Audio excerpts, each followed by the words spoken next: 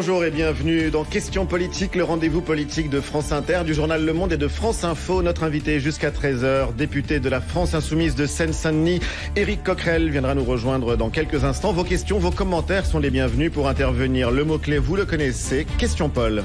France Inter, Question Politique, Ali Badou.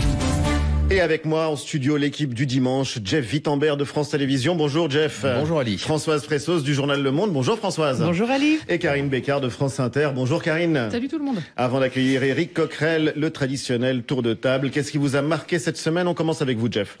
Bien, ce qui a retenu mon attention cette semaine, c'est le succès annoncé des mémoires de Jean-Marie Le Pen. Le premier tirage de 50 000 exemplaires est déjà épuisé, annonce son éditeur. Et le fondateur du FN, qui court de micro en grande forme, aurait déjà trouvé une occupation pour l'ouverture du prochain congrès du Front National, qui doit, vous le savez, acter le changement de nom et la suppression de la présidence d'honneur qu'il occupait. Et bien lui, pendant ce temps, signera son livre dans une librairie parisienne. Choc des images, effet garanti, Jean-Marie Le Pen ne boude pas son plaisir. Alors au-delà des petits tracas politico-familiaux que le vieux combattant pourrait encore causer à sa fille Marine, l'engouement, s'il se confirme, pour l'ouvrage de Jean-Marie Le Pen en dit long, je crois, sur l'état de l'opinion et la santé éclatante des valeurs de la droite pure et dure.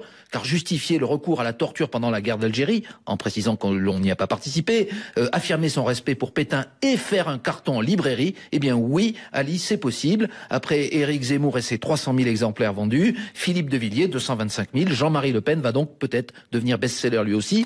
Il faut y voir de la nostalgie, nous explique l'éditeur, à travers ces pages qui décrivent la France des années 40, 50, 60, celle de Gabin et d'Audiard, celle qui travaillait, réussissait, et je cite, ne passait pas son temps en repentance.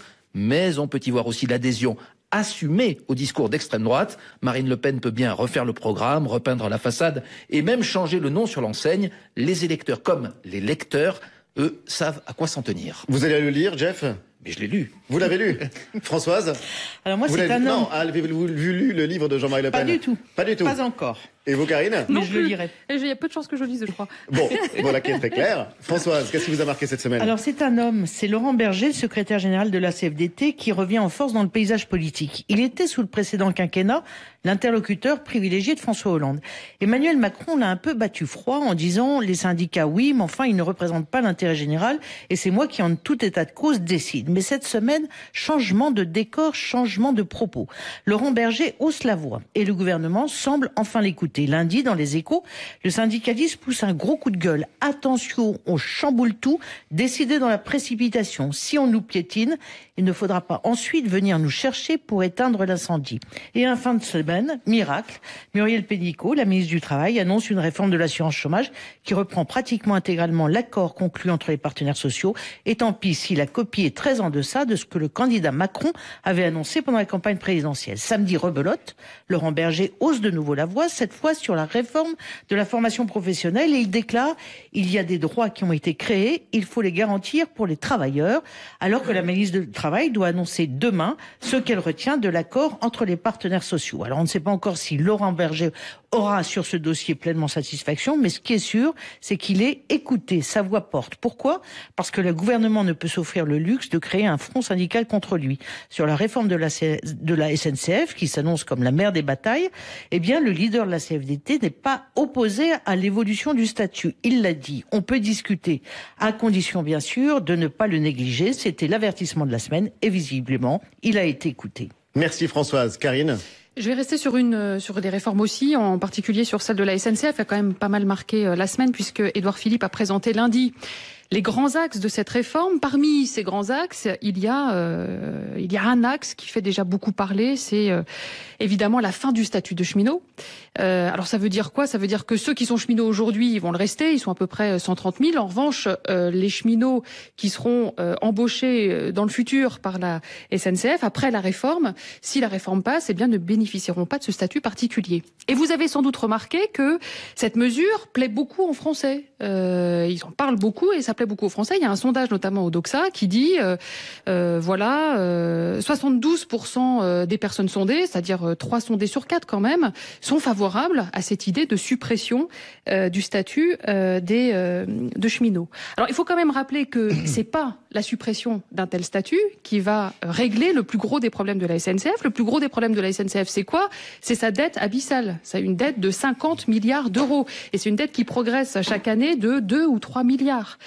Donc en fait, on voit bien qu'avec ce symbole, le gouvernement en fait joue politiquement avec l'opinion publique. Et ça marche puisqu'il réussit en fait le gouvernement à attirer vers lui cette opinion dont il a besoin pour faire passer cette réforme.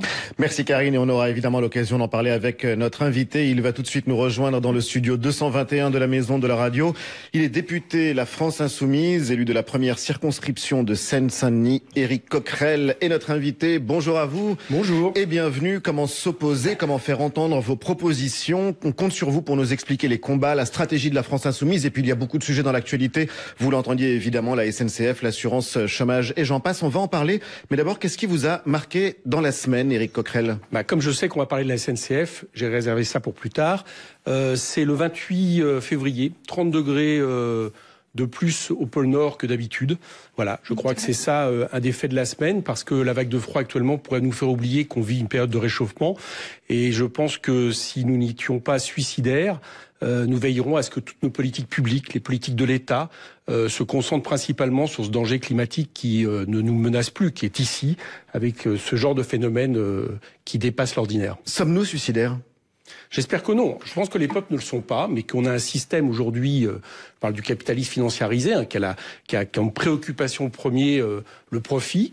Qui dit profit dit gabegie, c'est-à-dire qu'il faut bien pour le produire, il faut bien faire appel à la croissance, au productivisme. Et bien, je crois que ce n'est étendu à toutes les activités humaines. On voit bien que c'est quelque chose qui, effectivement, si on le suit, est suicidaire, parce que non pas pour la Terre continuera à fonctionner, mais je pense que le genre humain, oui, est en menace. On annonce maintenant 65 cm d'augmentation des eaux. On annonce un scénario non plus à plus de degrés, mais à plus 3-4 degrés vers la fin du siècle. Ça devrait, et on va parler sur les transports tout à l'heure, c'est un lien, ça devrait être notre préoccupation première, celle de nos gouvernements. En tout cas, c'est la nôtre. On va y venir évidemment. Françoise Fressoz. Il y a quand même, quand vous regardez par exemple la taxation du diesel, vous voyez, c'est très compliqué aussi parce que ça touche au portefeuille, les petites gens. Donc, est-ce qu'il faut faire de l'écologie à tout prix? Est-ce qu'il faut faire de l'écologie qui peut être vécue comme punitive, ou est-ce qu'il faut doser l'effort? Éric Coquerel. Non, il ne faut pas doser l'effort, mais vous me parlez du diesel. Pénaliser, taxer le diesel pour les particuliers après avoir fait en sorte qu'ils achètent des voitures au diesel, c'est une chose. Mais d'un autre côté, développer le fret par le tout camion contre le fret ferroviaire, on va en discuter comme on l'a fait depuis des années, ça c'est une bien autre catastrophe. Donc j'allais dire que on se centre rarement sur ce qui produit le plus de pollution et ce qui le... Mais juste pour comprendre, vous êtes opposé à la hausse des taxes sur le diesel? Non, je dis pas que je suis opposé à la hausse des taxes. Ce que je vise, ce que je pense et ce que je pense qui est nécessaire, c'est de ne pas faire payer toujours aux mêmes, j'allais dire, la question de la pollution. Voilà. D'un côté, par exemple, laisser les industries les plus polluantes, parce que c'est le cas aujourd'hui, continuer à pouvoir polluer, et d'un autre côté, s'en prendre uniquement aux particuliers sur la question du diesel. Il y a deux poids, deux mesures, et deux poids, deux mesures qui sont en plus inefficaces, parce que tant que vous, par exemple, considérez qu'en Europe, la seule chose qu'on va faire, c'est le droit à polluer, c'est-à-dire on continue à faire du droit à polluer, y compris en achetant, par exemple, des parts à polluer sur les pays défavorisés. Je pense que c'est des politiques qui nous amènent dans le mur, et c'est ça d'abord ce qu'il faudrait viser. On parle de toutes ces questions dans un instant, mais d'abord le zapping politique de la semaine, il est signé Adrien Toffolet. Ce conflit, pourquoi vouloir encore passer en force? Je ne veux pas passer en force. Je veux avancer. Une réforme de la SNCF lundi pour bien commencer la semaine. Rien de mieux pour réchauffer les esprits. On nous promet le respect des cheminots, le respect des usagers, le respect de la démocratie jusqu'au moment où le mot est lâché. L'ordonnance, c'est un moyen pour le gouvernement de légiférer plus vite sans passer par le processus parlementaire habituel. C'est pratique quand le pouvoir est pressé, quand les mesures sont techniques, impopulaires ou fortement combattues par l'opposition. Édouard Philippe au JT du soir de France 2 pour le service après annonce du conflit que nenni. Le discours de la bienveillance est encore à l'œuvre. Mais je ne vais pas au conflit. J'ai bien entendu qu'il y avait un certain nombre de représentants des organisations syndicales qui considéraient que le recours aux ordonnances prévues par la Constitution était un casus belli, comme ils le disent. Moi, je ne me situe absolument pas dans une logique de conflictualité, de guerre, de bras de fer. C'est terminé. Rien n'est terminé. Rien. Tout continue à cause de vous. C'était pas ma guerre. Pourtant, pour les syndicats du ferroviaire, la guerre est bien déclarée. Mobilisation, journée d'action, tous sont d'accord pour agir. Le lexique guerrier est déjà employé, le plan de bataille est prêt. Pascal Pavageau de Force Ouvrière sur le plateau de France Info. Aujourd'hui, en termes de calendrier, la journée du 22 mars est une journée d'action qui s'annonce comme une journée significative en matière de réaction aux attaques distillées par le gouvernement. On a un gouvernement qui lance des bombes à fragmentation ici ou là.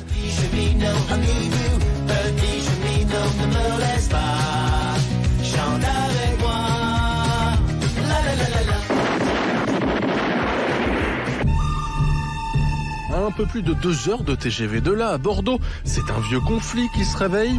2 camps que tout oppose à droite. Tes états de service, tu les relis des fois, mon héros. Tu les as vus, les dates. Ça remonte à perpète, tes exploits. Alain Juppé aura pris 1 semaine pour répondre aux commentaires de Laurent Wauquiez dérobés lors d'un cours à l'école de management de Lyon. Il a totalement cramé la caisse. Le maire de Bordeaux ne court pas après les excuses. Si vous pensez lui faire quelques excuses, vous vous en tirerez seulement avec quelques ruades dans la figure. 1 semaine de préparation et une belle ruade verbale à la clé. Je ne veux pas alimenter cette polémique stupide et assez lamentable, il faut bien dire, simplement... Respect. Dans nos paroles et dans nos gestes, c'est l'ultime recours qui reste à celui qui a tout quitté. Je veux rétablir des vérités. Vous savez, dans ce genre de situation, ou bien on réplique sur la même tonalité, et à ce moment-là, tout de suite on monte aux extrêmes, ou bien on ne dit rien et on laisse circuler des fausses informations. Des fake news, voilà Laurent Wauquiez comparé à Donald Trump, encore une fois, et se prendre une leçon du vieux sage bordelais. Je n'avais pas imaginé qu'on pouvait faire un cours devant des étudiants en leur demandant la confidentialité sur ce qu'on leur dit. Ça n'existe pas. Guerre dans une même famille politique et guerre de famille tout court. À ce jeu, les Le Pen sont les grands gagnants de la semaine. Marine Le Pen, opposante à la réforme de la SNCF. Marine Le Pen au Salon de l'Agriculture, opposante aux mesures gouvernementales. Marine Le Pen, à qui on ne peut s'empêcher de parler famille dans la matinale de France Inter. Marion refait surface aux États-Unis. Jean-Marie sort ses mémoires. L'avenir se ferait-il déjà sans elle? Je me bats pour mes idées. Je ne me bats pas encore une fois pour ma carrière personnelle et je n'entends pas rester accroché à mon siège jusqu'à je ne sais quel âge vénérable. Marine au charbon, papa en promo, l'occasion est trop belle pour le père du Front National d'évoquer les choix de la présidente, notamment l'abandon en projet du nom FN qui ne passe toujours pas. Quand on perd son nom, on perd sa substance. Je ne vois pas de Front National pouvant exister sous un autre nom. Et je ne vois pas quel pourrait être cet autre nom. Mets du respect sur mon nom, mets du respect sur mon nom. Mets en plat, mets du respect sur mon nom, mets du respect sur mon nom. Mets du respect sur mon nom, mets du respect sur mon nom, mets du respect sur mon nom. Merci Adrien. Quelle image retenez-vous du zapping politique, Éric Coquerel?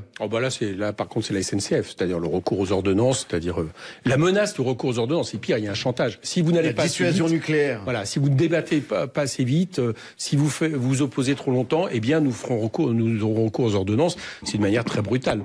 Une manière très brutale. Éric Coquerel, il est député La France Insoumise de Seine-Saint-Denis. Il est notre invité ce dimanche. France Inter. Ali Badou. Question politique. Karine Bécard a déjà eu l'occasion de faire votre portrait, Éric Coquerel, 2 fois même, mais c'était il y a une éternité pendant la campagne présidentielle, puis la campagne législative. Il fallait donc une mise à jour, Karine. Oui. Bonjour, Éric Coquerel. Bonjour. Éric Coquerel, vous avez donc été élu il y a 8 mois, député pour la première fois, et sans vouloir vous flatter, vous apparaissez d'ores et déjà comme l'un des piliers de cette nouvelle Assemblée, en tout cas comme l'un des membres les plus actifs. Vous seriez même un peu du genre stakhanoviste. 571 interventions longues dans l'hémicycle, le tout dans un style moins démonstratif, moins intempestif que quelques autres insoumis. Autrement dit, vous appartenez, Éric Coquerel, à cette catégorie des bons élèves qui travaillent, qui s'investissent et qui respectent les règles. Voilà pour la forme. Maintenant, sur le fond, vous êtes comme Jean-Luc Mélenchon, un ancien trotskiste, mais vous avez longtemps milité dans de petits mouvements pendant près de 25 ans. Avant de vous embarquer à ses côtés dans l'aventure du PG, le parti de gauche, qui politiquement, Éric Coquerel, vous a fait décoller. Vous avez enfin été élu conseiller régional à 52 ans, précisément conseiller régional d'Île-de-France, et puis vous êtes devenu le conseiller spécial de Jean-Luc Mélenchon, qui a même fini par vous confier les clés du parti que vous aviez, il faut le rappeler, avec d'autres personnalités, cofondé. Aujourd'hui, à 59 ans, Éric Coquerel, vous siégez donc à l'Assemblée avec 16 amis insoumis et permettez-moi de vous trouver, vous n'allez pas apprécier, déjà sacrément fatigué, parce que depuis 8 mois, vous vous agitez, vous contestez, vous vous faites remarquer, et puis finalement quoi? Qu'est-ce que vous avez gagné? Vous avez, c'est vrai, renforcé votre notoriété, mais quel succès pouvez-vous véritablement afficher pour vous relancer, pour continuer, pour convaincre les Français que vous êtes d'efficaces opposants? Vous y avez mis beaucoup d'énergie, mais pour fédérer les mécontentements, cela n'a visiblement pas suffi. Alors vous conviendrez sans doute, Éric Coquerel, qu'avec 17 députés, la tâche n'est pas aisée. Éric Coquerel, une réaction? On va bientôt le savoir, il y a des partiels là. On va bientôt savoir. Les élections partielles, des élections partielles. notamment en Guyane. Je ne peux pas trop en parler, je crois aujourd'hui en Guyane, qui est le premier tour. Mais il y en a d'autres en Haute-Garonne. Vous savez que on a des grands espoirs d'avoir 1 voire 2 députés de plus.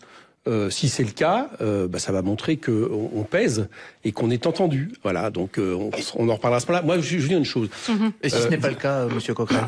On regardera les résultats. Vous en tirerez des Déjà, conséquences. ce qu'on veut, c'est progresser partout. D'accord. Donc, on a progressé aux 2 premières partielles, mais qui n'étaient pas très favorables, parce que c'était des circonscriptions de droite. C'est pas facile dans des partielles de mobiliser avec. Il y a un côté vote utile en renforcé. Donc là, on va le voir. Voilà, c'est un test. Moi, ce que je constate, vous savez, il y a une chose bien dans votre portrait cette fois-ci. Merci. Oui, c'est ça. C'est un beau compliment. Voilà. Non, mais au moins, c'est que vous montrez une chose, c'est que nous, on est des militants. Moi, je suis dans différents partis. Vous avez raison. Depuis l'âge de 14 ans, je suis mobilisé. Et puis, j'ai attendu très longtemps, un jour, pour être élu, parce que j'ai pensé que là, ça pouvait être nécessaire. Autrement dit, j'agis comme un militant. Et vous ne pouvez pas savoir ce que c'est d'avoir des gens tous les jours qui viennent vous voir dans le métro et autres, votre électorat, mais peut-être plus largement, et qui nous disent merci de ce que vous faites à l'Assemblée. On se sent représenté. Donc rien que ça, c'est-à-dire le fait qu'on s'oppose, mais aussi qu'on propose à chaque fois, tout le temps, pour moi, c'est aujourd'hui une satisfaction. Karine le disait, vous êtes l'un des députés les plus assidus à l'Assemblée. Vous connaissez l'adage, Éric Coquerel, aux députés de la majorité, on dit ferme ta gueule. À ceux de l'opposition, on dit cause toujours. C'est drôle, c'est peut-être excessif, mais est-ce que c'est juste? Ça rejoint ce que disait Karine dans son portrait. Alors, du côté des députés d'En Marche, il y a un côté un peu comme ça, quoi. C'est-à-dire qu'on a des fois l'impression d'avoir une masse en face. Ça, c'est la majorité. Oui, c'est la majorité, mais là, je trouve que, moi, je connaissais pas l'Assemblée avant, mais j'ai l'impression quand même qu'il y a un côté majorité Godillot qui est vraiment, vraiment renforcé, comme très certainement. Et dans la minorité? Il y a quelques personnes. Dans la minorité, c'est côté, nous, on joue notre rôle, d'accord? On joue notre rôle sur 2 façons. On a toujours veillé à ça. Je vous donne un exemple. Moi, je m'occupe de la commission des finances. C'est aussi une des raisons pour lesquelles on m'a beaucoup entendu. Bien. On a veillé à la fois à s'opposer et on a fait un contre-budget qu'on a proposé, qui est en gros l'idée, qu'est-ce qu'on fait si on gouvernait la France demain? Voilà. On veille toujours à faire les 2 choses. Et très franchement, si je regarde ce qu'il y a sur les réseaux sociaux, vous savez, c'est de plus en plus regarder l'Assemblée. Oui. J'ai quand même l'impression que ça sert à quelque chose. Mais vous n'avez pas l'impression de crier dans le désert? Non. Si, quand même, quel est votre bilan, finalement? Ça fait 8 mois. J'essayais de le dresser, c'est compliqué. Quelles sont les batailles que vous avez le sentiment d'avoir gagnées? Je vous dirais l'inverse. Si France Insoumise n'existait pas, quelle serait aujourd'hui la situation face à Emmanuel Macron? Ça serait une catastrophe. Ça serait une catastrophe. Les textes sont. Parce qu'aujourd'hui, le premier bilan, c'est que on a malheureusement le fait qu'il a pu appliquer des mesures extrêmement dures sur le marché du travail, à travers les ordonnances sur la loi travail. Il a imposé un budget le plus austéritaire et inégal de la Ve République. Et nous n'avons pas, vous voyez, je me mets dans nous, mais c'est aussi les syndicats et autres. L'autre jour, Thierry Martinez le reconnaissait, que la division syndicale avait beaucoup joué. On n'a pas pu faire face à la hauteur des attaques. C'est un peu heureusement qu'il y a une voix qui s'exprime de manière politique, qui est une voie alternative, et qui par exemple, permet une chose. C'est que vous avez remarqué aujourd'hui, l'opposition populaire à Emmanuel Macron, c'est pas le Front National. Le Front National, on l'entend pas à l'Assemblée. Je dis pas qu'ils ont disparu, mais ils ont quand même eu des échecs lors des élections partielles. On verra la suite. C'est la voix que nous portons, France Insoumise. Et rien que pour l'avenir, rien que pour l'espoir que cela suscite, je trouve que, heureusement qu'on existe. Jeff, puis Françoise. Vous dites, je note un petit paradoxe. Vous dites, si on n'était pas là, ce serait une catastrophe. Mais les textes, effectivement, d'Emmanuel Macron et voulus par le gouvernement sont passés sans encombre, sans véritable mobilisation sociale. Au début du mois de février, je crois que vous avez proposé une série de textes. Ils ont été examinés puis rejetés. C'est la règle de la vie parlementaire. En fait, je reprends un petit peu la question de Karine. À quoi servez-vous, au fond, avec 17 députés? Est-ce qu'il n'y a pas une règle intangible de la majorité de l'opposition? Je ne crois pas que ce soit la règle d'une vie parlementaire. C'est la règle de la Ve République, avec un exécutif qui est omniprésent et avec une majorité qui, quoi qu'elle pense, votent comme un seul homme ou une seule femme. C'est oui, ça le problème. Avez-vous été Parce utile, que prenons ça par exemple les 5 mesures. Il y avait dans ces mesures, on savait, il y avait des députés d'En Marche qui venaient nous dire on est d'accord avec vous. Moi j'ai porté le récépissé de contrôle d'identité qui disait ah oui c'est quand même une bonne idée. Bon, et ben pourquoi avons-nous une assemblée qui à un moment donné ne peut pas avoir des votes différenciés tout simplement parce que vous avez un aspect comment dire, un espèce de manichéisme majoritaire qui est issu de la façon dont le système fonctionne aujourd'hui, qui est tout l'inverse d'un système parlementaire. Pour que nos auditeurs comprennent, combien d'amendements avez-vous proposé qui ont été votés? Alors écoutez, moi j'ai tous les députés de la France Insoumise. Je sais pas. Tous les députés, j'en sais rien. 220. Moi j'ai dû en avoir quelques. Ça se compte sur les doigts des deux mains. Oui. Et encore certains ont été retoqués par le Conseil constitutionnel. Mais c'est un problème. C'est pas notre problème. C'est le problème de la démocratie et de la Ve République. Françoise Picarine. J'ai des grosses interrogations sur la stratégie parce que vous dites 17 députés. Bon, on est présent, mais on peut peut-être pas peser autant qu'on peut. On se dit vous pourriez faire des alliances. Or là, cette semaine, vous avez dit non. Benoît Hamon, non au Parti communiste. Donc, est-ce que vous pouvez avoir une stratégie de splendide isolement et où est-ce que ça vous conduit ça? Alors, on n'a pas de stratégie de splendide isolement. On a une stratégie qui vise à fédérer le peuple, vous le savez, depuis le départ. Et nous passons que pour fédérer le peuple, c'est-à-dire tous ceux qui ont des intérêts objectifs pour s'opposer au système financier, notamment parce que ce sont eux qui produisent les richesses, ce sont eux qui, quelque part, peuvent porter l'intérêt général. Ça ne passe plus par une addition de cartels politiques. Voilà, c'est les conclusions que nous avons tirées du Front de gauche. On l'a tenté, on a tenté. Moi, j'en ai été un des comment dire, animateur, cofondateur. Voilà, en tant que je m'occupais des relations unitaires, donc on l'a porté, on a constaté que c'était un échec. On tente une autre stratégie qui est un mouvement citoyen qui peut être soutenu par des partis. Aucun des partis que vous avez cités n'est empêché de venir soutenir comme nous le faisons nous derrière parti gauche, vous, mais mouvement. pas à vos côtés. Non, c'est l'idée de dire on provoque quelque chose qui permet aux gens de s'impliquer, non pas par dizaines de milliers, mais par centaines de milliers, voire millions. Je remarque une chose, c'est que pour l'instant, ça a quand même été assez efficace. Parce que Jean-Luc Mélenchon a fait le plus gros score à la présidentielle d'un candidat non socialiste dans l'espace politique qu'est le nôtre. On a aux législatives montré que nous étions maintenant une force de deuxième tour. Excusez-moi, il a fait un bon score, mais il n'a pas gagné. Et s'il y avait eu l'alliance avec Hamon, attendez, s'il y avait eu l'alliance avec Hamon, est-ce que tout n'aurait pas changé? Demandez-le à Hamon. Excusez-moi, mais portez à Hamon la question que le Parti socialiste nous a portée pendant des années. Hamon termine à 6%, nous on est à près de 20%. Donc oui, on aurait peut-être pu avoir grappillé les 2-3% qui nous auraient permis de passer. Mais vous savez, alors pourquoi fermer la porte d'une alliance entre les différents mouvements de la gauche qui excusez-moi, mais j'ai entendu Benoît Hamon expliquer qu'il veut bien une alliance à condition qu'on change absolument tout d'autres projets sur l'Europe. C'est-à-dire qu'on adopte le sien, je le dis sans polémique vis-à-vis de Benoît Hamon. C'est des gens avec qui on discute, avec qui on est dans l'action. Benoît Hamon propose en gros de faire ce qu'ont fait les sociodémocrates dans les années 80. On change l'Europe de l'intérieur, c'est-à-dire dans les traités constants. Nous, on n'y croit pas, d'ailleurs, parce que la preuve, c'est que les sociodémocrates n'ont pas changé l'Europe, ils ont été changés eux-mêmes, ils sont devenus libéraux. Donc Benoît Hamon voudrait que nous allions sur cette ligne-là. Nous n'irons pas sur cette ligne-là. Par contre, nous avons dit une chose, c'est que les moments où il a ici, on avait l'impression qu'il avançait sur ce que nous propose le plan A, plan B, c'est-à-dire le plan A, en gros, c'est on arrive à changer l'Europe avec tout le monde. Le plan B, on change d'Europe avec ceux qui partagent ce que la France pourrait porter si demain nous gouvernions le pays. Bien, Benoît Hamon, quand il nous a semblé qu'il allait vers cette voie-là, on a dit pourquoi pas, parlons. Mais là aujourd'hui, il nous dit faisons l'union, mais c'est sur notre ligne. C'est un peu exagéré quand même, Karine. Non, mais malgré tout, alors vous l'avez très bien rappelé, vous avez fait un score important à la présidentielle, vous avez 17 députés à l'Assemblée, le PS peut pas se porter plus mal, le PC on l'entend absolument plus, voire n'existe plus. Et en même temps, ce qu'on constate quand même, c'est que vous n'arrivez pas à les capter. En fait, on verra bien, on va voir dans les partiels. Écoutez, ça fait 8 mois déjà qu'on est au... Attendez, on a encore une fois, Jean-Luc Mélenchon a eu 20% des voix. C'est le plus presque 20%. Il les aurait eu, on serait au deuxième tour. Presque 20%. C'est le plus gros score. Bien. On a sur 17 législatives, nous avons gagné tout en ayant pratiquement toujours en face de nous les forces que vous êtes en train d'énumérer, y compris le Parti communiste. Ce qui n'est pas vrai, par contre, pour beaucoup de députés communistes à l'Assemblée.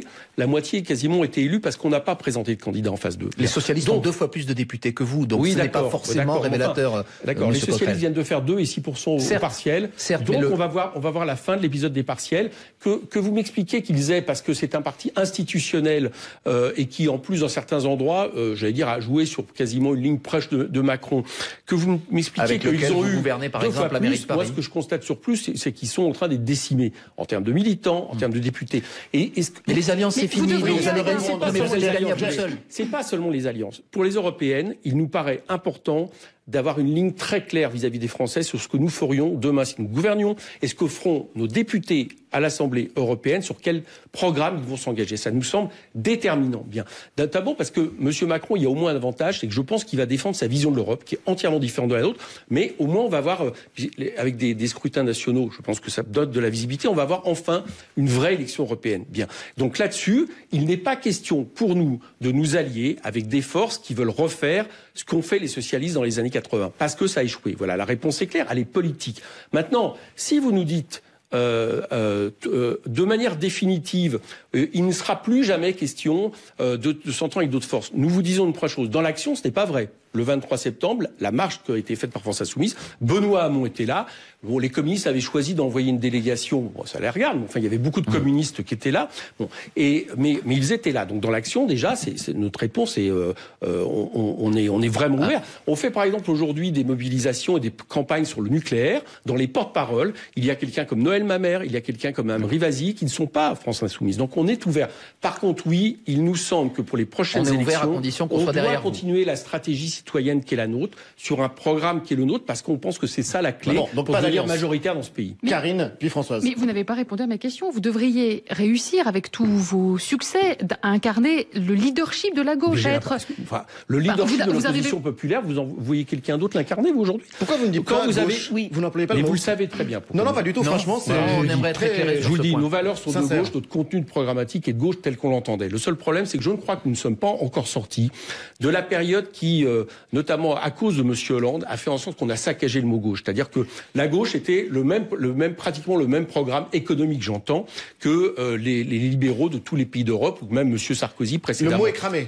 Le mot était cramé, voilà, on va le dire. Donc, nous, ce que nous voulons, c'est par rapport à des gens qui se disent, moi, je suis désolé, je me sens pas de gauche parce que j'ai pas été représenté par M. Hollande ou M. Macron, il était au gouvernement à l'époque. Nous voulons faire en sorte de ne pas fermer la porte et de dire, lisez le programme. Est-ce que vous êtes d'accord avec le programme? Alors oui, en réalité, nous, on pense que c'est un problème de gauche, mais on vous demande pas votre étiquette. Agissons ensemble. Je pense que c'est la bonne manière de reconquérir nos valeurs après des décennies où le Parti socialiste les a saccagées. Mais on voit bien aussi que à l'extrême droite, il y a des personnages en difficulté. Marine Le Pen, est-ce que vous avez envie de récupérer l'électorat de Marine Le Pen? Et est-ce que c'est pour ça que vous dites finalement, on se revendique plus de gauche, mais on va faire la totalité du peuple contre l'élite? On a envie de revendiquer tout l'électorat populaire qui a intérêt à faire en sorte qu'un programme comme l'Avenir en commun gouverne ce pays dans les années à venir. Donc y compris celui qui a voté Marine Le Pen. En vérité, on sait très bien quel est l'enjeu. L'enjeu, d'abord, c'est que, premièrement, il n'y a pas 20% de fachos dans ce pays. Je ne le crois pas. Donc, il y a un électorat, effectivement, on le sait, on l'a vu, qui peut bouger, qui peut se dire, tiens, là, finalement, ils ont raison, etc.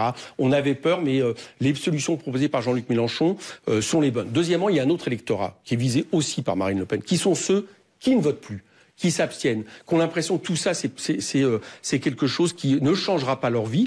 Mme Le Pen a essayé de le conquérir, notamment au deuxième tour. Elle n'y est pas arrivée parce que, en réalité, son programme est celui de la haine et de la division. Donc, je crois que c'est ça que entendent heureusement les Français. Nous, évidemment, cet électorat qui ne vote plus, qui depuis des années, nous veillons à le reconquérir parce que c'est notre base sociale naturelle. Donc, gauche-droite, c'est fini. Vous jouez peuple contre élite, peuple contre caste. On verra bien dans les années à venir comment ça se passe. Mais aujourd'hui, nous préférons faire en sorte de présenter un programme et que les gens se sentent à l'aise avec ce programme, se revendiquent de ce programme, plutôt que de demander l'étiquette d'un tel ou un tel. Maintenant, moi, je suis de gauche, je l'ai jamais caché, d'accord? Mais je n'ai pas envie que les gens se disent, tiens, il est de gauche, comme Hollande, comme finalement Monsieur Le Foll qui se présente, ou autre candidat du Parti Socialiste pour une présidence d'un parti aujourd'hui marginalisé. Encore une question de Jeff et puis on change de sujet. Sur cette désunion de la gauche, est-ce que finalement, le fait que vous soyez, non pas en guerre, mais en disons aujourd'hui désunis avec le Parti Socialiste, avec les communistes ou les écologistes, n'est pas la meilleure nouvelle pour le pouvoir, pour le gouvernement? Est-ce qu'à vous seuls, les insoumis, vous êtes capables de lancer un puissant mouvement du refus? Là, vous n'y êtes pas arrivé à l'automne dernier. Mais vous savez, les insoumis, que ce soit les électeurs, il y a beaucoup de gens qui se sentent communistes, qui se sentent de tradition socialiste. Mais ils ne sont pas derrière vous. Mais ils ne sont pas derrière le PS non plus, vous avez remarqué. Non, mais pas derrière vous non plus. D'accord. On verra bien. On verra bien. Ils l'ont déjà été beaucoup. Et notre objectif, c'est de faire en sorte que dans les années à venir, ils le soient encore plus. Voilà, tout simplement parce que ce mouvement, justement, est le leur, c'est un mouvement citoyen et qui vise à faire en sorte de casser pas seulement la question du cartel politique, mais quelque chose qui a fait son temps, et ça je l'assume, c'est le fait que les partis qui ont j'allais dire, étaient la gauche au XXe siècle, ont tous les deux, pour des raisons différentes, je veux dire, achevé leur rôle historique. Les sociodémocrates, parce que c'était le parti du compromis entre le capital et le travail, qu'aujourd'hui on voit bien qu'à force de devenir libéraux, ce n'est plus le cas, donc ils n'ont plus de rôle historique. Et puis du côté du Parti communiste, non pas l'idée communiste. Ça, l'idée communiste, je pense qu'elle reste quelque chose qui est forte et qui est nécessaire dans un processus de recomposition. Mais en tout cas, la direction du Parti communiste aujourd'hui, c'est pas de notre fait, a fait en sorte que ce parti ne peut plus avoir vocation à rassembler une majorité autour de lui, ou même être le pivot d'une majorité. C'est un fait, et très franchement, c'est pas nous qui en portons la plus grande responsabilité. 12h35, l'invité de questions politique cette semaine est le député La France Insoumise, Éric Coquerel.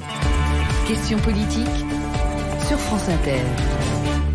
Question de stratégie encore avant d'aborder quelques dossiers d'actualité. Éric Coquerel, c'est toujours pour essayer de comprendre les raisons pour lesquelles Jean-Luc Mélenchon, notamment, porte le fer contre les médias. Je rappelle ce qu'il écrivait sur son blog le 26 février dernier. Je le cite, la haine des médias et de ceux qui les animent est juste et saine. Est-ce que ça ne fait pas justement écran par rapport aux propositions sur le fond que vous pouvez porter, être constamment en train de critiquer les journalistes et les médias, la CIA de la pensée?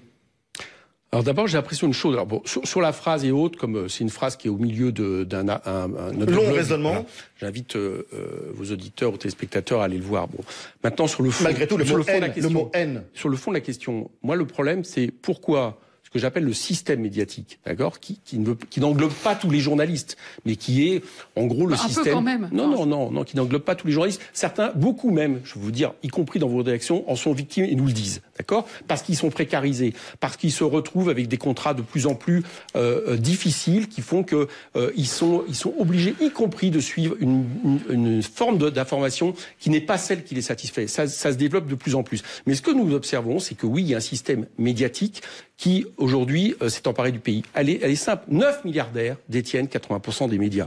C'est-à-dire, ceux contre quoi s'est opposé le Conseil national de résistance, en disant c'est un problème le monopole, en disant c'est un problème que des groupes qui ne sont pas des groupes de presse s'emparent des médias pour la liberté de la presse, pour la liberté de l'opinion. Eh bien, aujourd'hui, nous sommes en plein dedans. Mais le mot de haine, haïr les médias et haïr ceux qui les animent, Éric Coquerel. C'est ça qui m'alerte en premier lieu. Pourquoi? Parce que ça provoque certaines choses. C'est qu'à un moment donné, je peux vous le dire, la haine, c'est nous qui la ressentons.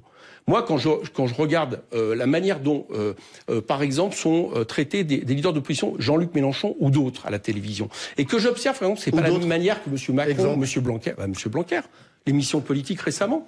Vous trouvez qu'il y a de France Télévisions. Vous trouvez pas qu'il y a une manière différente de traiter M. Blanquer? Pourtant, Alexis Corbière était là pour lui apporter la contradiction, débattre avec lui. Moi, j'ai regardé toute l'émission de la manière où on lui a passé les plats, qui était véritablement, je veux dire, un chemin de plaisir pour lui. Et à certains moments, comment ça se fait que sur d'autres leaders, et notamment pour ce qui nous concerne, eh bien, nous nous retrouvions avec l'impression d'avoir une émission semée de pièges, semée d'obstacles, où on revient non pas sur des thèmes d'actualité, mais ce sur quoi on pense que ça va faire polémique vis-à-vis de France Insoumise. Donc, je vous le dis très clairement, attendez, je finis. Je vous le dis très clairement. J'estime que de la manière dont nous sommes traités, ou la manière dont, par exemple, M. Macron est traité avec le déséquilibre, me rappelle la façon dont, non pas tous les journalistes, mais ceux qui ont l'antenne, ceux qui font les éditoriaux, ont traité, par exemple, le traité constitutionnel européen, alors que 80% en gros du temps d'antenne nous traitaient de nationalistes, étaient contre, et finalement, au final, 55 des Français étaient contre. Je pense qu'il y a un vrai problème qui se pose à ce niveau-là, qu'il y a la concentration, qu'il y a une critique des médias, on l'entend. Mais le mot de haine, Éric Coquerel, vous ne voulez pas répondre. La haine, ce sont les ennemis. La haine, nous la ressentons. Ce ne sont pas des adversaires. Nous la ressentons, et je peux vous dire qu'à partir où nous la ressentons de ce point de vue-là, ce que nous appelons le parti médiatique, que moi j'appelle le système médiatique, d'accord, la CIA. Voilà. Je dis la CIA. Non, mais c'est Jean-Luc Mélenchon qui emploie l'expression. Quand vous voyez la note du blog, je vous parle du système médiatique. Je pense que ce système-là, à un moment donné, oui, mérite des réflexes haineux. Pourquoi? Parce que il y a des moments où on n'en peut réellement plus en écoutant ce qui est aujourd'hui sur les antennes, la façon dont, par exemple, de manière récurrente, on va considérer que tel ou tel thème, la question du Venezuela, par exemple, d'accord? J'espère qu'on va pas en parler aujourd'hui. Non, mais c'est sidérant comme ça s'est imposé dans le débat public. Oui, bien sûr, ça s'est imposé dans le débat public. Vous ne voyez pas que c'est le système médiatique dont je parle qui a imposé le fait de considérer qu'à la présidentielle, ce qui était décisif 2 semaines avant le premier tour et qui a eu des conséquences, c'était la position de France Insoumise, supposée d'ailleurs, vis-à-vis du Venezuela ou de l'Alba. Bien sûr que non, c'était pas le sujet majeur. Le sujet majeur aurait été de parler du Proche-Orient, du Moyen-Orient, du chômage, de tout ça. Eh bien, ça a été le sujet majeur qu'on nous a accroché. Je dis là qu'il y a un rôle, effectivement, de formation des esprits, ou plutôt de déformation des esprits, qui est très certainement lié à la manière dont les médias sont tenus aujourd'hui par des grands groupes économiques. Et quant au service public, je pense une chose, très franchement, c'est que M. Macron a mis une pression folle là sur le service public. Je pense qu'il a une vision très ORTF du service public. Je vous assure en tout cas qu'on s'y sent libre quand on y travaille.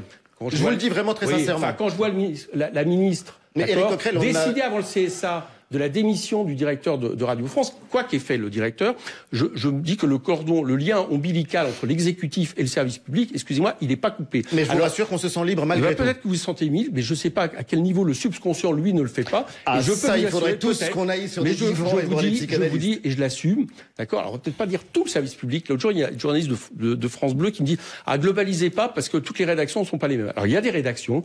Nous avons à certains moments l'impression, oui, qu'il y a un travail de marteau-pilon contre ceux qui aujourd'hui s'opposent à M. Macron, ce qui n'implique pas, et je le répète, l'étendue et tous les journalistes qui certainement viennent nous dire on n'aime pas le rôle qu'on nous fait jouer. Voilà. Alors, Françoise, ce qui est quand même troublant, c'est que cette campagne d'attaque, avec le mot haine contre la presse, intervient au moment où il y a quand même des questions sur le fonctionnement de votre parti. Je pense notamment au financement de la campagne électorale, où vous étiez parti vent debout contre l'auto-entreprise, qui était de l'auto-esclavage, et puis on s'aperçoit que pour financer la campagne de Jean-Luc Mélenchon, beaucoup se sont mis en auto-entrepreneurs. Donc, est-ce que vous pouvez répondre sur le fond à ces critiques sans dire immédiatement CIA médiatique voilà. Je peux répondre sur le fond. Le président de la commission, d'ailleurs, des comptes électoraux, qui vient de répondre, d'ailleurs, à toutes les enquêtes qui ont été animées par France Inter et relancées récemment. Il vient de répondre coup pour coup en expliquant que il n'y avait pas de désaccord avec le président de la commission, que c'était pas vrai, que ça n'a jamais été exercé. Non, mais là, je vous parle de l'auto-entrepreneur. Non, mais attendez, vous me parlez globalement. On a fait une affaire, d'accord, de comptes de campagne qui ont été validés. Ils ont été validés entièrement par la commission. On a fait comme s'il y avait des choses suspicieuses derrière. D'accord, sur la foi d'un seul témoignage d'un membre de la presse. 436 000 euros de dépenses ont été sortis parce que c'était... Non, 336 000 ont été sortis, 430 000 ça fait 4%, et pour la bonne raison, c'est que nous avons fait le choix, puisque vous savez que nous avons commencé la campagne bien avant, de présenter absolument tous les comptes, et sur ces comptes, il y a un certain nombre de comptes qui n'ont pas été repris, mais ça fait partie quasiment du traitement normal de tout. Portait sur donc je vous dis... Le double langage sur l'auto-entrepreneur... Non, ça n'a pas porté là-dessus. On nous a traité, non, mais là, c'est la question de Françoise. J'ai entendu, de surfacture. Je vais répondre globalement. On nous a accusé de toute surfacturation. Surtout à la question de Françoise. Ces comptes sont validés, et je suis étonné que par rapport à des comptes validés, où à un certain moment, le président de la Commission nationale des Cours des comptes estime même que les propos, je cite, de la personne qui a donné toutes les sources aux journalistes, puisqu'il n'y en a qu'une, peuvent valoir dénonciation calomnieuse. C'est ses propos. Alors, à moins que vous attaquiez aussi le président de la Commission. C'est ce qu'il explique bien.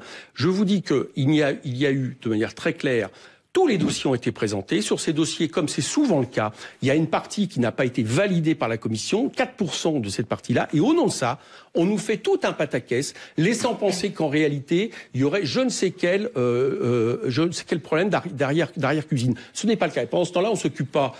Là, par contre, des donateurs qui ont manifestement, il y a des soupçons d'avoir donné trop d'argent par rapport à la campagne. Vous ne répondez pas, Françoise. Je vous réponds une question de fond, Éric Coquerel. Oui, puisque l'auto-entrepreneuriat, Alexis Corbière, par exemple, était auto-entrepreneur pendant la campagne de Jean-Luc Mélenchon, par exemple. Oui, alors, on va répondre là-dessus.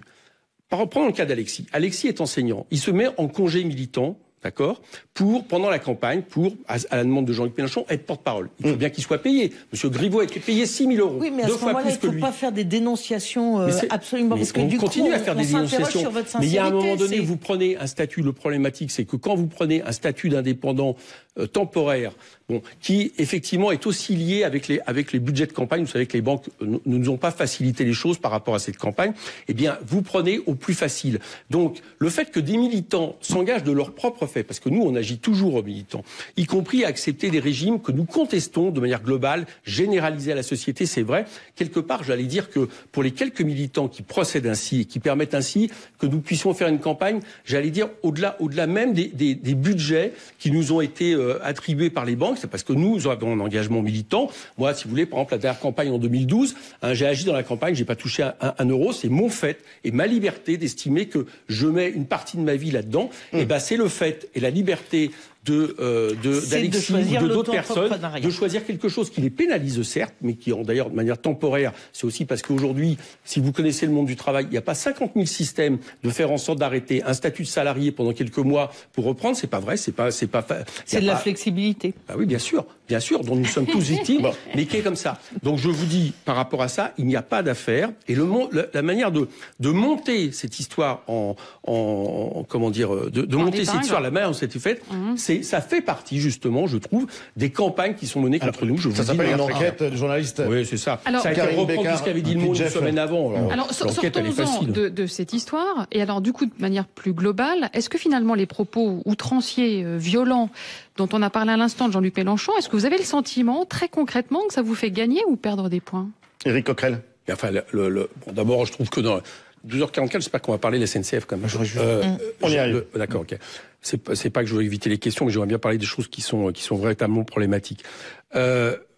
D'abord, j'observe une chose, c'est que dans les sondages d'opinion, ça marche pas si mal. Donc quelque part, j'ai l'impression que les gens jugent mieux la façon dont nous comportons qu'aujourd'hui, on pourrait le supposer avec ce que disent certains médias. Donc il faut taper pour faire... Non.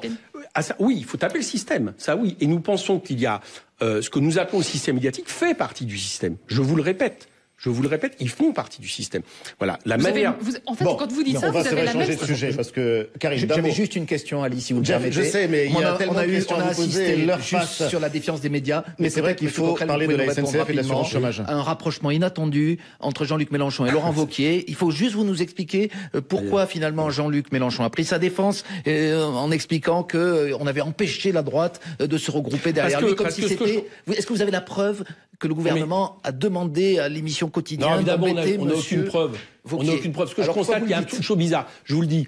Monsieur Macron se comporte à certains moments avec des phrases, d'accord, au vu de tout le monde, qui auraient auparavant fait scandale si c'était été M. Sarkozy. On le dit. Je pense pas. Oui, d'accord. Ça dure quelques heures. Au salon de l'agriculture, il prend à partie un cheminot en lui disant « Ah, votre retraite, est-ce que vous pensez qu'elle est méritée par rapport aux agriculteurs ?» C'est l'équivalent de Casse-toi pauvre con de Sarkozy.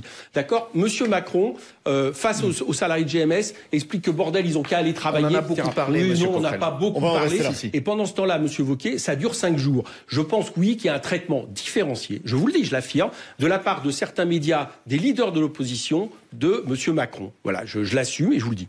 Le député La France Insoumise, Éric Coquerel, est l'invité de Questions Politiques. France Inter, Questions Politiques.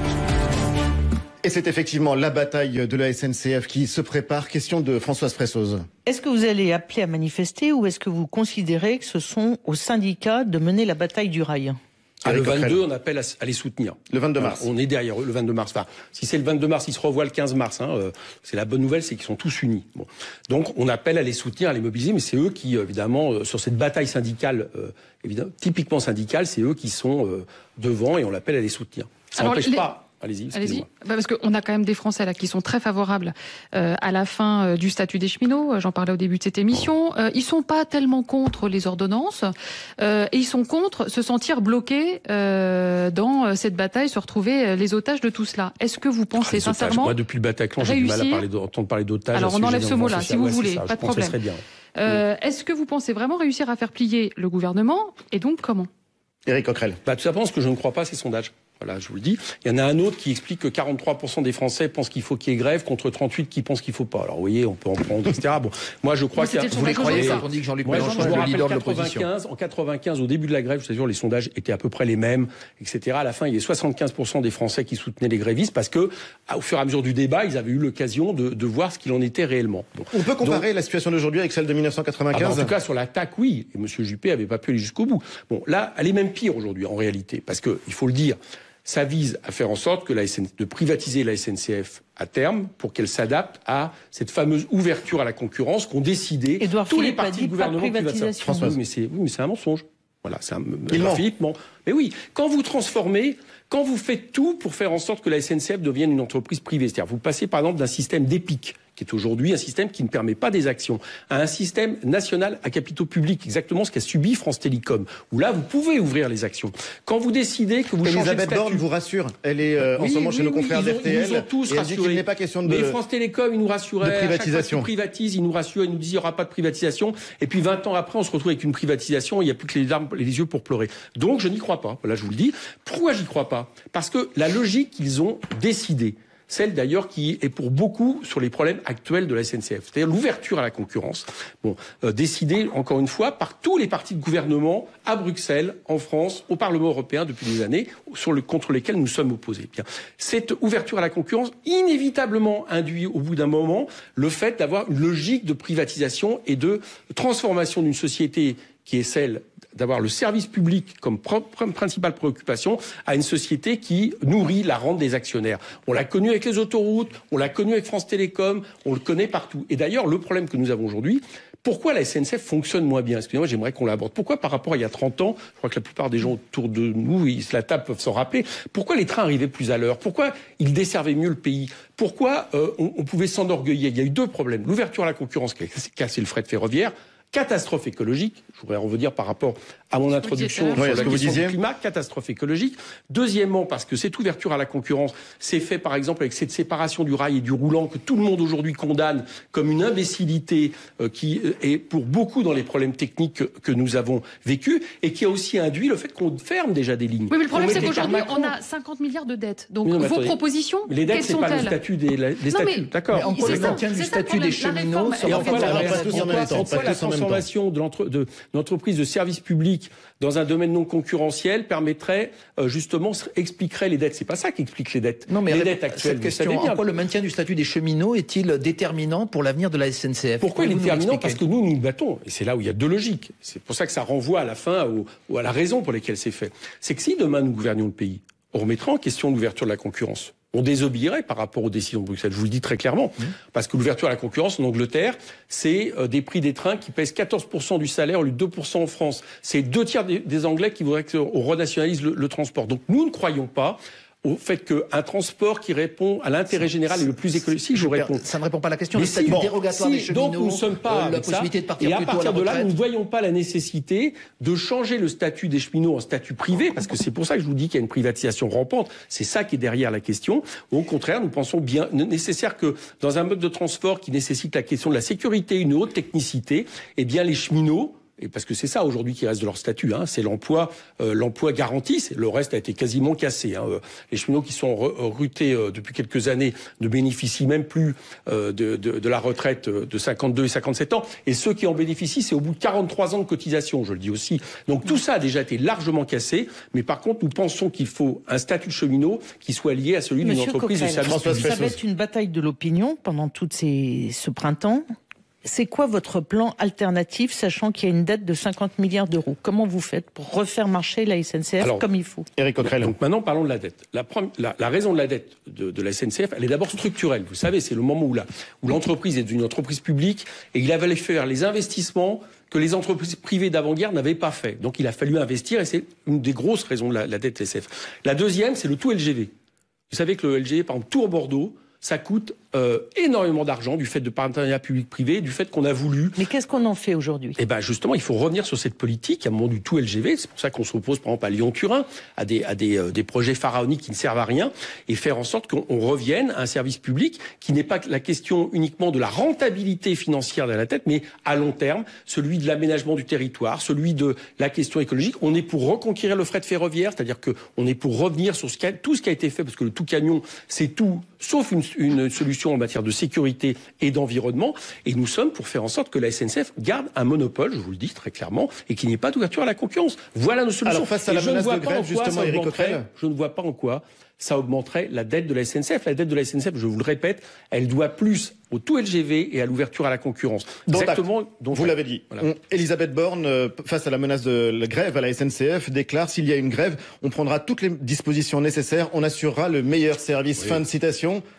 on verra bien ce qu'ils font. À chaque fois, ils menacent de tout. On verra bien. Mais malgré tout, vous avez le sentiment que les cheminots sont prêts à un mois de grève à Anche. Écoutez, un mois, il faut leur demander. Non, mais c'est ce que Philippe Martinez avait tendance à dire. Moi, je les sens très remonter. Pourquoi? Parce qu'ils s'aperçoivent bien que c'est la fin de ceux dans lesquels ils se sont engagés. Je dis engagés parce que c'est pas seulement un travail cheminot, c'est aussi une mission de service public. Ils se sont engagés depuis des années et qu'on est en train de casser un outil qui a fonctionné pendant des décennies et qui a fait la fierté du transport en France. Voilà, c'est ça. Et je pense que du coup, les cheminots se battent à la fois pour eux et pour l'intérêt général. Et vous verrez que c'est pour ça qu'ils vont peut-être gagner. Autre sujet d'actualité, c'est l'assurance chômage. La ministre du Travail a détaillé, c'était vendredi matin, les contours de la réforme de l'assurance chômage avec des mesures qui s'inspirent assez largement de l'accord qui a été trouvé entre les partenaires sociaux. Quel regard portez-vous justement sur cette démarche et ces réformes à venir? Ah bah écoutez, j'ai cru noter... Droit à la démission tous les 5 ans, 800 € par mois pour les entrepreneurs en liquidation, bonus, malus... prêt à l'emploi contre les contrats courts. Il y a une chose qui n'a pas changé par rapport aux annonces, c'est tout ce qui durcit les conditions des chômeurs. C'est-à-dire plus de contrôle, plus d'obligations de reprendre un emploi, y compris déqualifié, moins bien payé, et qui est toujours cette logique, s'il y a du chômage, c'est à cause des chômeurs. Globalement, hein. Bon, c'est ça qui aujourd'hui domine, parce que pour le reste, ce que j'observe, c'est que la fameuse ouverture aux démissionnaires, c'est tous les 5 ans et sous réserve d'avoir un projet. L'ouverture aux indépendants, c'est plafonné à 800 € et c'est seulement en cas de faillite. Et le bonus-malus dont nous avez parlé de pénalisation du travail précaire, ça sera tout sauf une loi, c'est renvoyé aux discussions de branche. Donc le moins qu'on peut dire, c'est que les quelques mesures qui semblaient aller dans le bon sens, elles sont rabotées, et que par contre toutes les autres mesures, elles sont bien là. Donc c'est la manière dont le gouvernement agit depuis des années, enfin pas depuis des années, mais pardon, ça des mois, d'ailleurs pas dans le sens des salariés de ce pays et de ceux qui produisent les richesses. Rapidement. On sent que vous avez envie d'une forte mobilisation à la SNCF, mais est-ce que ce qui s'est passé sur les ordonnances travail vous échauffe pas un peu? Vous aviez appelé 1 million de manifestants sur les Champs-Élysées, et ça s'est pas produit. Est-ce que vous allez faire pareil sur la SNCF ou est-ce que vous allez être plus prudent dans vos mots d'ordre et vos appels? Sur la SNCF, d'accord, là encore, sur une action qui est celle d'une entreprise qui peut peut-être faire contagion, parce qu'il y a d'autres mouvements actuellement en France, la fonction publique, on verra bien. Non, nous allons être derrière les syndicats. Par contre, ça ne nous empêche pas de dire qu'à un moment donné, quand vous avez des attaques inédites, et les attaques de ce gouvernement et de M. Macron sont inédites, il est en train de casser ce qu'il reste de l'État social en France, il faudrait très certainement avoir une réaction inédite. Et c'est pour ça que nous continuons à mettre dans le paysage, pour par exemple le printemps, on pourrait imaginer ça, l'idée d'une grande marche qui permettrait à tous ceux qui s'opposent à M. Macron, c'est-à-dire tous ceux qui... toute l'opposition populaire, syndicats, associations. Oui, on continue à penser que ça serait serait une manière de commémorer mai 68 ? Commémorer, ça je sais pas. En tout cas, si on parle de 68... Je pose la question parce qu'on sera à 50 ans jour pour jour. Le 22 mars aussi fait écho au 22 mars 68. C'est la grande grève des 10 millions de salariés dans ce pays et sur le côté 10 ans de pouvoir réactionnaire. Enfin maintenant, bien qu'on ait vu les suivants, on peut se réfléchir sur le pouvoir de Monsieur De Gaulle. Mais enfin, sur le pouvoir aujourd'hui de Monsieur Macron, si cette manière était une manière de dire les grandes luttes sociales, c'est ce qui permet à un moment donné aussi de modifier le rapport de force dans un pays et de bloquer un projet conservateur et rétrograde, oui, ça serait une bonne façon de le fêter, mais c'est pas l'objectif premier. Voilà. En tout cas, la bataille sociale que vous essayez de mener à l'Assemblée et en dehors de l'Assemblée, elle prend pas chez les Français. Vous arrivez à comprendre pourquoi? Je suis pas d'accord avec vous. Non, je suis pas d'accord avec vous. Ce que je ressens, hein, on est quand même, on est des députés vraiment au contact. Moi, je suis en Seine-Saint-Denis, ma circonscription. Une situation populaire, je ressens pas. Alors, je ressens pas d'adhésion au projet de M. Macron, pas du tout, d'accord. Je ressens plutôt une continuité de contestation. Cette contestation, quand des fois, elle s'exprime. Il y a plein de luttes aujourd'hui qui gagnent. On en parle peu, mais par exemple, les femmes de nettoyage de l'hôtel Holiday Inn à Clichy, qui gagnent après des semaines de grève, les sous-traitants honnêtes de la SNCF. C'est souvent des gens qui se disent, qui n'ont rien à perdre, et qui se disent, on rentre en grève et on va jusqu'au bout. Ça montre que la grève, ça marche dans ces cas-là. Donc il y a des gens qui se mobilisent. Par contre, il y a un sentiment, ça c'est vrai. C'est, est-ce qu'on peut y arriver? Bon, qui est marqué par plusieurs choses. La manière dont se sont passées les ordonnances, le fait qu'on n'est pas arrivé, on ne soit pas arrivé à combattre la loi travail de Mme El Khomri. Il y a eu plusieurs défaites. Ça c'est vrai que ça reste. Mais à l'époque, il y avait du monde pour la loi El Khomri, ce qui n'est plus le cas aujourd'hui. Il ne reste plus que quelques secondes. On verra à partir de mars. Voilà. Moi, je souhaite une chose en mars, plusieurs députés, au moins un député de plus pour France Insoumise, des grosses mobilisations le 22 mars et un renversement de vapeur. Et je crois que M. Macron, qui faiblit dans les sondages, pourra commencer à s'inquiéter sur le projet. Voilà ce que je souhaite pour le printemps. Merci Éric Coquerel d'avoir été notre invité. On vous souhaite un bon dimanche. Merci à tous les trois.